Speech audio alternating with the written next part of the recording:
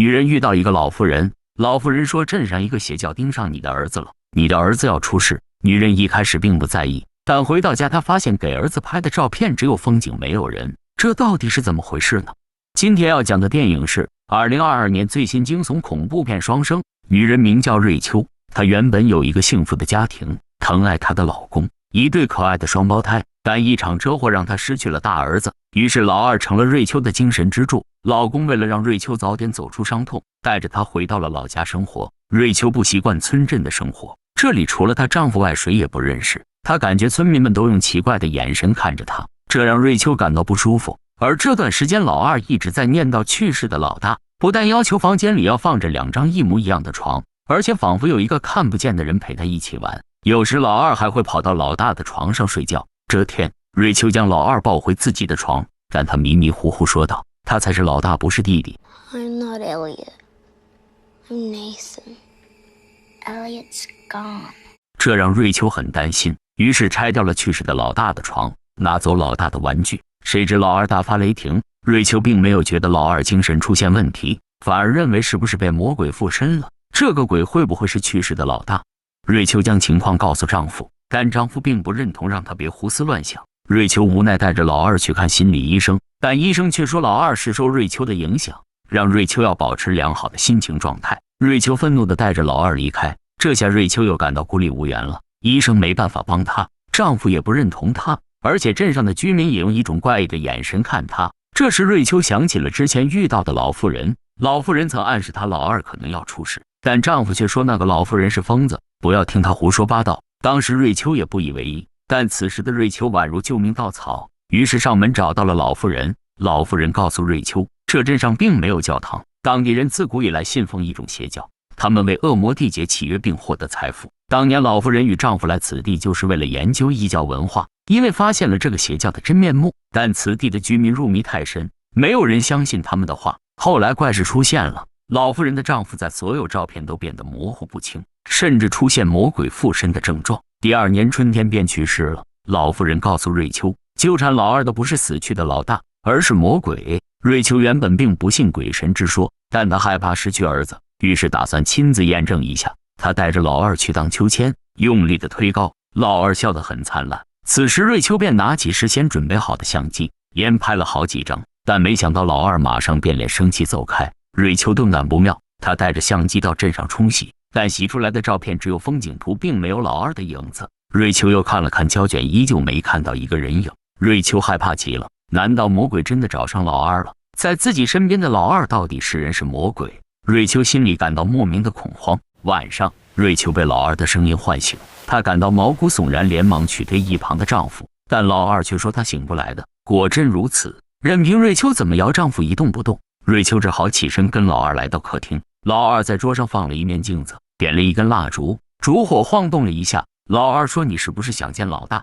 我这就带你见见他。老二告诉瑞秋方法，瑞秋半信半疑地拿起镜子，老二吹灭了蜡烛。这时一只鬼手从镜子里伸出来，抓住瑞秋的手，瑞秋吓得扔掉镜子摔碎。接着客厅灯亮了，丈夫竟然出现在房间里，身后还进来了一群人，而且屋外有也越来越多的人在慢慢靠近。这时丈夫说，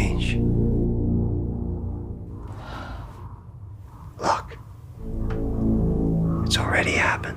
瑞秋惊呆了，丈夫怎么能说出这样的话？她连忙转身想去保护老二，但老二却凭空消失了。丈夫露出诡异的微笑，瑞秋想要冲出去寻找老二，却被众人抓住，强行按在了桌上，打了针。等瑞秋再次醒来时，天已经亮了。这时瑞秋感到疼痛，用手一摸，腰部竟然有血。她下楼一看，丈夫和老二正在餐厅开心地吃着早餐，仿佛昨晚什么都没有发生。难道昨晚一切都是梦吗？这时瑞秋准备扔垃圾时，发现垃圾桶里的镜子碎片。天哪，这是不是意味着昨晚的一切都是真的？丈夫也是邪教的一员吗？他不但欺骗自己，还要献祭自己的儿子。这时瑞秋连忙跑去老妇人家，告知了昨晚发生的事。老妇人决定带老二去见牧师。在路上，老妇人大胆猜测，瑞秋的丈夫一定是与魔鬼签订了契约，献祭自己的妻儿。但魔鬼并不只是想要附身老二，还想利用瑞秋的肚子完成自己的复活，这样瑞秋就会成为魔鬼的母亲。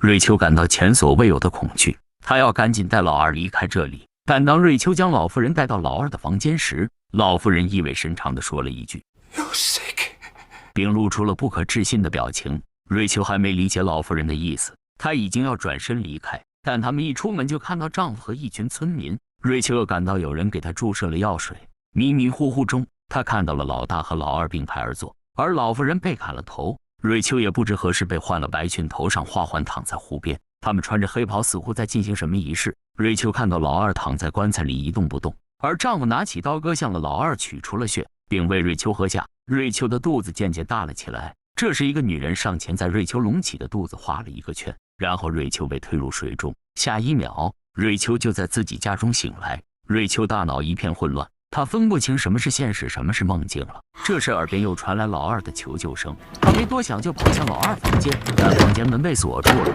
瑞秋费了老大劲才撞开门，在一个箱子里找到了老二。而此时，楼下的丈夫正和村民们在一起，仿佛又在密谋什么。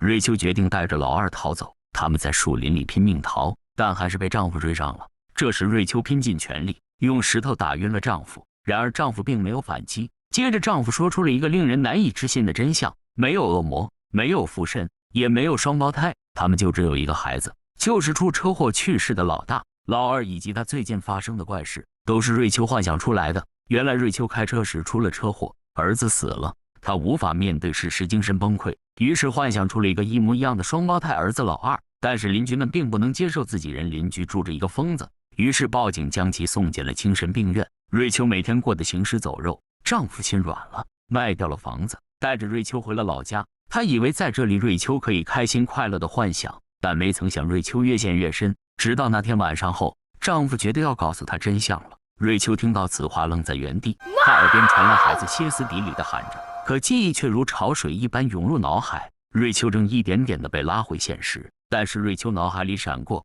他们翻倒的汽车，儿子被烧焦的小手，痛苦再次占据她的心田。她又看到幻象了。瑞秋跑上去抱着老二，让她再次有了安全感。这时丈夫赶到了，他让瑞秋认清现实，可丈夫依旧不肯罢休，他要亲手打碎瑞秋的幻象。他用力拉了把手，将楼上的稻谷倾泻而出，很快埋没了老二。瑞秋发疯似的撞了过去，将栏杆撞断，丈夫随之掉了下去。瑞秋拼命地刨地上的稻谷，但里面根本就没有老二。这时瑞秋终于清醒过来了，老二真是她幻想出来的，但这一切已经晚了。丈夫坠楼身亡，瑞秋抚摸着丈夫的尸体，痛苦不已。